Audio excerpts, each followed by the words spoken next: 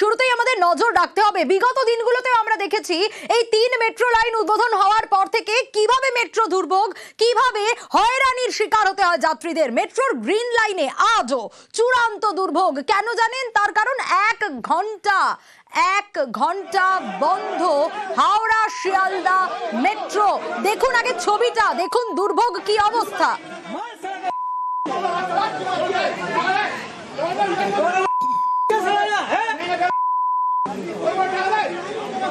এই যে ছবি আপনাদের দেখাচ্ছি, এটা হাওড়া মেট্রো স্টেশনের টিকিট কাউন্টার, আর সেখানে তুমুল বিক্ষোভ দেখাচ্ছেন যাত্রীরা। স্বাভাবিক,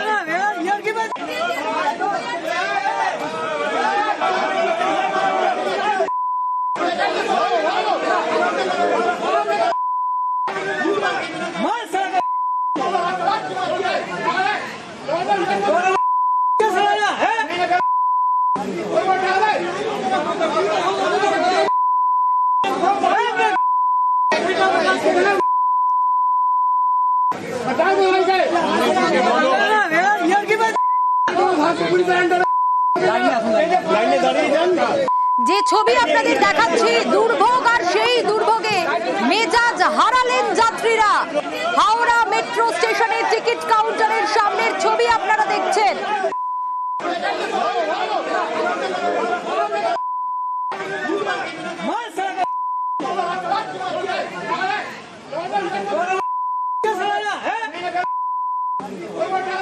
দেখুন যে ছবি, 1 ঘন্টা যদি মেট্রো পরিষেবা বন্ধ থাকে তাহলে মাঝে কতগুলো মেট্রো এলো না, স্বাভাবিকভাবে যাত্রীদের চাপ কতটা বাড়তে পারে এই প্রশ্নগুলো উঠছে। হাওড়া থেকে সেক্টর 5 যাওয়ার ক্ষেত্রে কিভাবে যাবে, যেখানে এত কম সময় পৌঁছানো সম্ভব, সেখানে যদি এই রকম পরিস্থিতি তৈরি হয় তাহলে যাত্রীরা মেজাজ হারাবেন, এটাই স্বাভাবিক। হাওড়া মেট্রো স্টেশনের ছবি আপনাদের দেখাচ্ছি। হাওড়া থেকে শিয়ালদা মেট্রো কিরকম অবস্থা, হাওড়া থেকে সেক্টর 5 যাতায়াত, সেখানেও দুর্ভোগ। দেবাশিস রয়েছে আমার সঙ্গে। দেবাশিস, যে পরিস্থিতি তৈরি হয়েছে এটা স্বাভাবিক।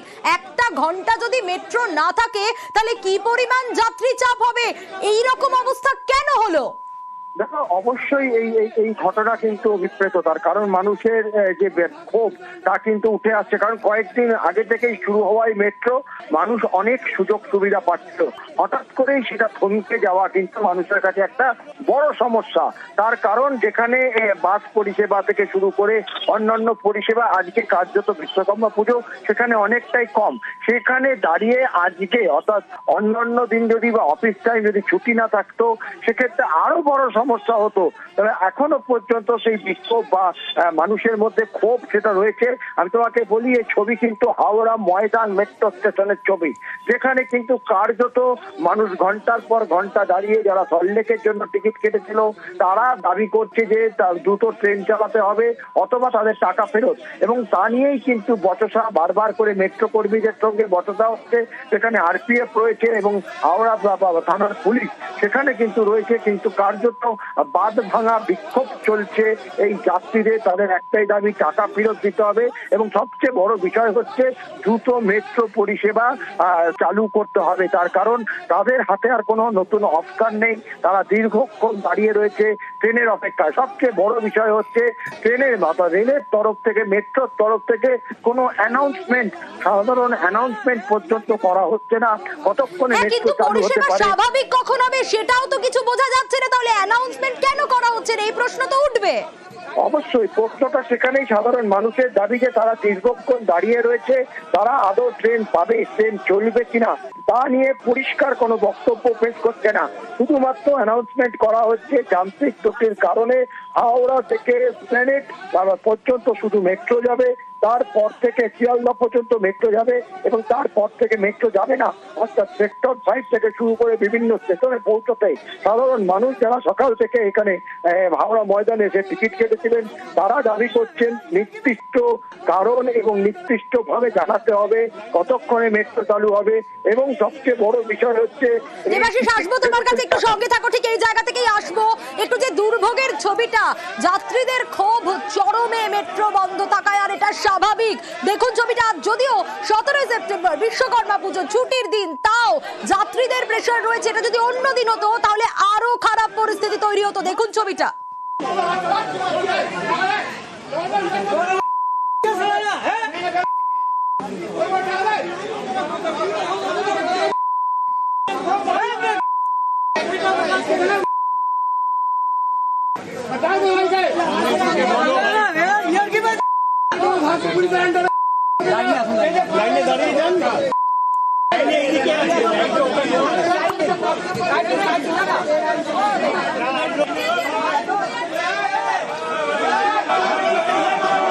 ঘন্টা খানেক মেট্রোয় দুর্ভোগ। আবারও দেবাশিসের কাছেই যাব।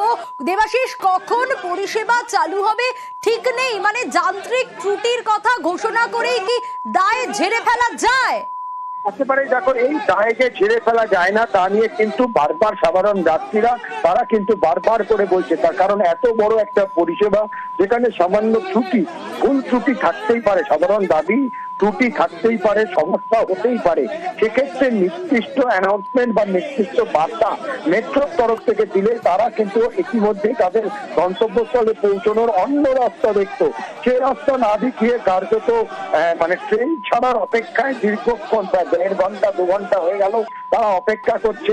একদিকে সমস্যা, অন্যদিকে যখন টাকা ফেরতের ব্যাপারে যাচ্ছে, যারা অনলাইনে টিকিট কেটেছিলেন অর্থাৎ টোকেন কেটেছিল সেই টাকা ফেরত দেওয়া নিয়ে গন্ডগোল, ফলে বিচ্ছিন্ন জায়গায় বিভিন্ন রকম ভাবে সমস্যা তৈরি হচ্ছে। একেবারে দেবাশিস, নজর থাকবে, সঙ্গে থাকো, কখন পরিষেবা ঠিক হয়। আজ বেড়েছে হয়তো লাইন এখন, কিন্তু তাতেও দুর্ভোগটা কমেনি, বরং দুর্ভোগ বেড়েছে, কারণ রেট নেই সে অর্থে। 1 ঘন্টা হাওড়া থেকে শিয়ালদা মেট্রো বন্ধ, যাত্রী দুর্ভোগ। যাত্রীরা কি বলছেন শুনুন। কিছুই বলছে না, অবশেষে বললো ট্রেন যাবে, তারপর বলছে না, ট্রেন সিগন্যালিং প্রবলেম আছে, এখন যাবে না। এই তো দেখছেন লোকের ভিড়, আমরা খুব সমস্যায় পড়েছি 1 ঘন্টার উপরে। কি বলছে এখন টাকা রিফান্ড বলছে নিন।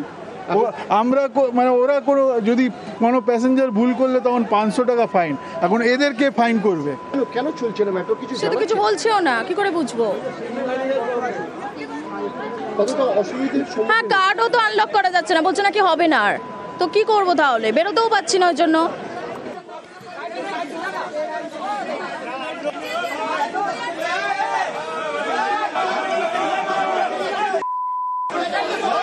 এসপ্ল্যানেড থেকে সেক্টর 5 কি অবস্থা এই মুহূর্তে, কি পরিস্থিতি, আরো ডিটেইল এই বিষয়ে জানবো।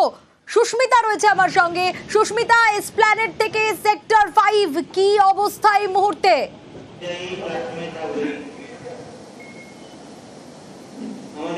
দেখো, অন্যান্য দিনের তুলনায় আজ যেহেতু ছুটির দিন, সেক্টর 5 মেট্রো স্টেশন কার্যত ফাঁকা। যদিও সেই ফাঁকাটা শুনশানে পরিণত হয়েছে গত 2 ঘন্টায়। তার কারণ 10টা 15 থেকে একটু কিছু, এই 1টা বেজে গিয়েছে ইতিমধ্যেই দুপুর, এতক্ষণ